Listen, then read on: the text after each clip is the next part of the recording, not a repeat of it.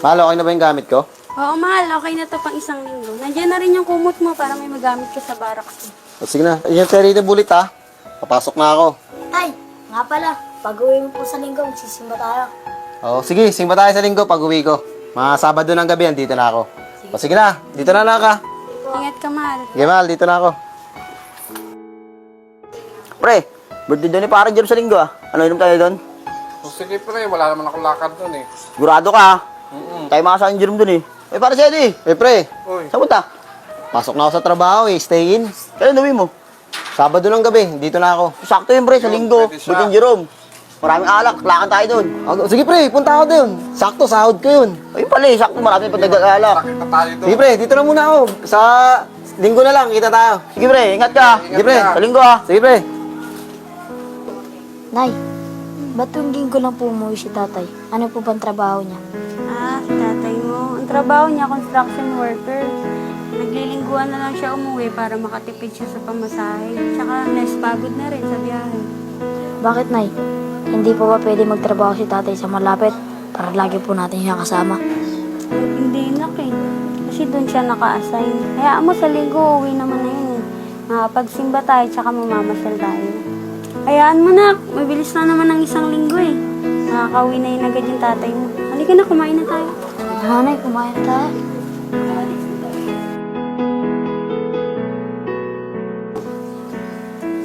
Mahal, alis muna ako. Pupunta muna ako na parang Jerome. Birthday niya kasi. Eh, niyaya ako nung nakaraan. Nakakaya naman kung di ako pumunta. Eh, nakauuna ako. Ganun ba? Sige, bilisan mo lang ah. Alam mo namang may lakad tayo. Nakapangako ka na sa anak mo. Oo, babalik agad ako. Papakita lang ako doon. Tapos, konting shot lang. Tapos babalik na ako para makalis na tayo. Yun na, Mahal. Dito na ako ah. Sige, bilisan mo.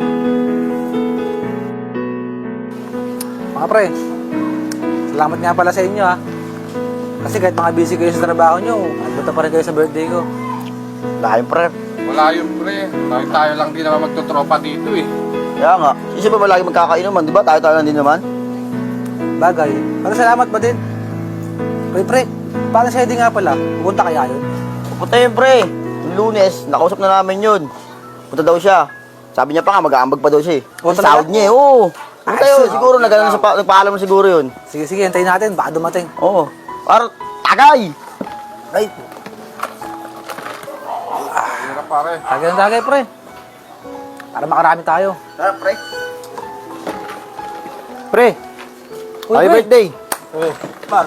Para si Eddie, kala ko di ka na nadarating eh. Ako muna ako. Kaso, sasaglit lang ako. Eh, nangako ako sa asawa ko tsaka sa anak ko eh. Magsisimba kami, tapos aalis kami. Mamamasyal kami. Sige, tol. Mahalaga, nakapunta ka. Kanina ka pa namin naantay. Oh, Kala ko di ka na muna. darating eh. Oh, Sige, sakay pre. ka na muna.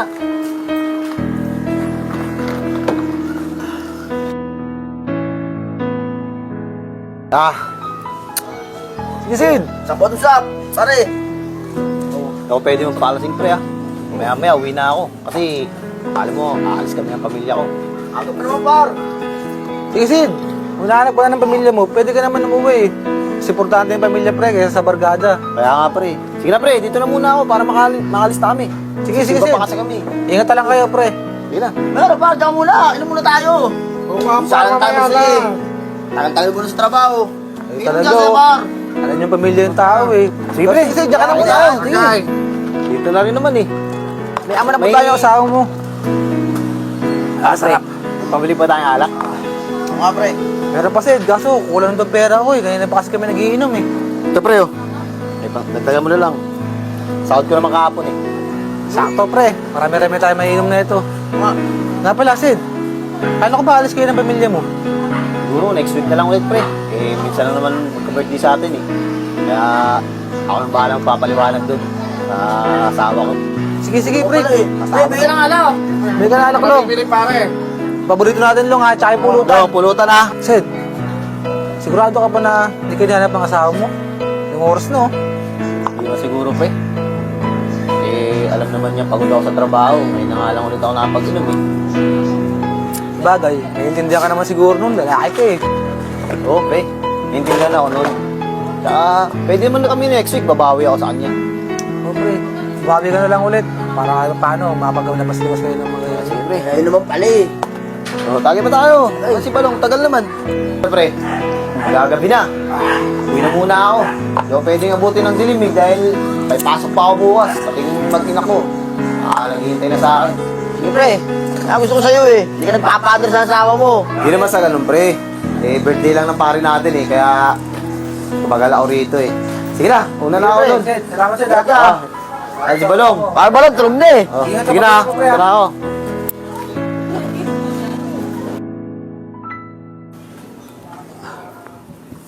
Oh, Oh, ba't ngayon ka lang? painom mo ako sa kumpare ko eh. Birthday kasi, nahiya ako tumanggi. Alam mo namang may lakad tayo. Kanina pa naghihintay sa iyo yung anak mo. Pasensya na. Kaya sa barkada ko eh. Birthday kasi. Parami ako ng inom. Bullet, pumasok ka muna sa kwarto.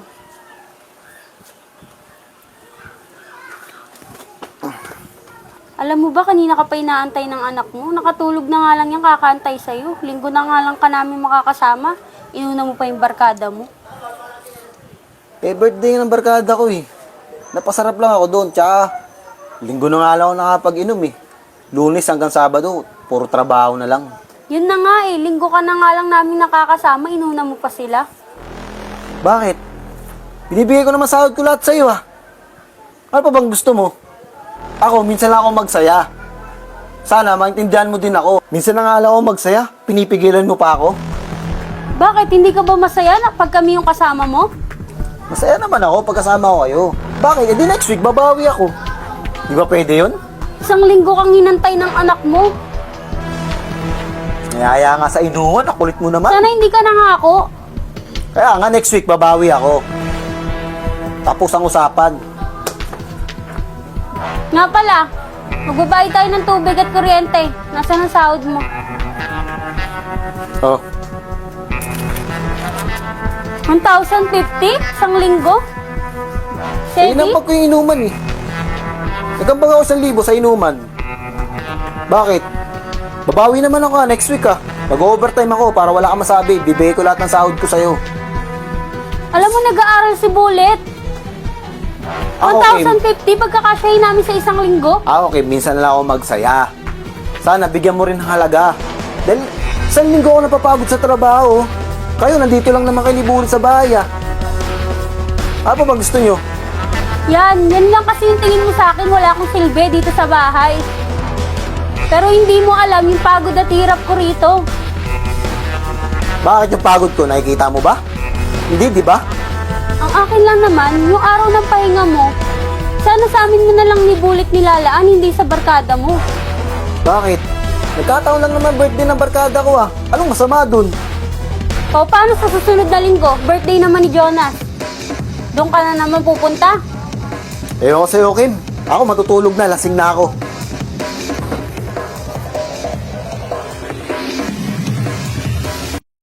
Basta kayo dito, babe.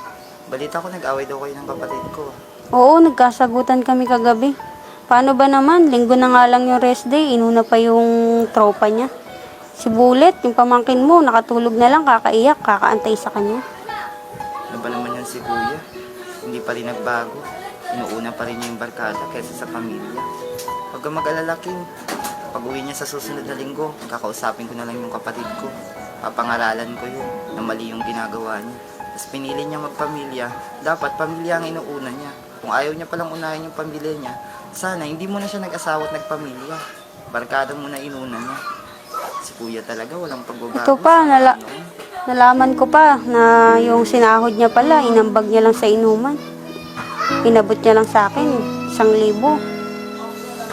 Ayun si Kuya. Hindi niya man lang iniisip na malaki yung gastusin niya dito sa bahay, lalo na nag-aaral yung pamangkin ko. Kasi niya pa mag-ambag dun sa inuman kaysa ibigay sa inyo. Naku, wala na talaga siyang pagbabago. Dati pa naman ganyan na siya. Akala ko magbabago siya nung nag-asawa na. Hindi pa pala. Ate, baka pag hindi pa rin nagbago yan yung kapatid mo, baka umuwi na lang kami ni Bullet sa probinsya. Kasi paulit-ulit lang yung ginagawa niyang ganyan. Linggo-linggo na lang ganyan, puro barkada eh, no? Huwag kang mag-alala, Kim. Kakausapin ko na lang si Seti pag uwi niya sa linggo. Huwag kang muna mag-desisyon. Baka naman biglang magbago pa yung tao. Sige te, bibigyan ko pa siya ng isang pagkakataon. Baka sakali, magbago siya. Sige, Kim. Salamat ha. Salamat din, te. O, pre, balita. Ayos lang, pre. Hindi ka pala paano ng asawa mo last week. Ah, nagkasagutan lang kami, pero wala na yun.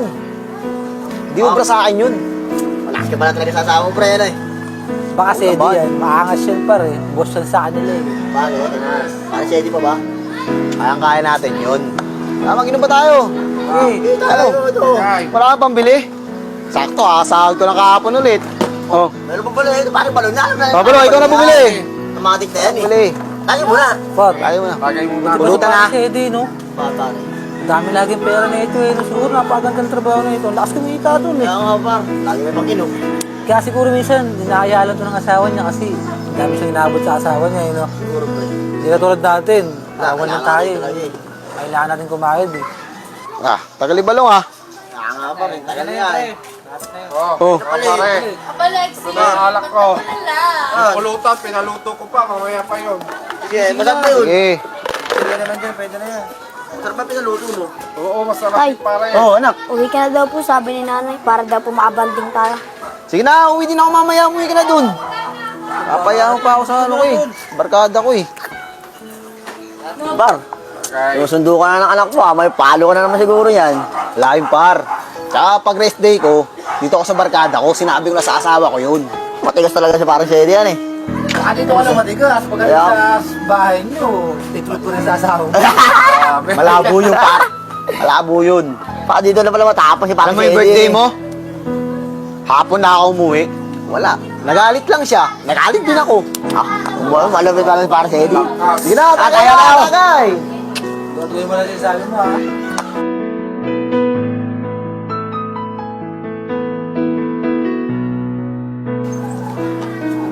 Oh, Diyan ka na pala. ate. Kasi magin ako. Mag-ina mo? Wala na yung mag-ina mo. Umalis na. Ha? Nay, saan po Iniwan tayo ka na ng pupunta? mag-ina mo. Uwi tayong probinsya, nak. Paano po si tatay? Kaya mo niya muna siguro si tatay mo para makapag-isip-isip siya. Total, lagi naman siya nandun sa barkada niya. Oo, hindi laging tayong dalawa lang ang magkasama. Nandun yung lola at lolo mo. Ah, ganun ba, Nay? Sige po, ikaw po bahala. Tsaka, bala kong magtrabaho na rin, nak, eh, para mapaaral kita ng maayos. Ah, ganun ba, Nay?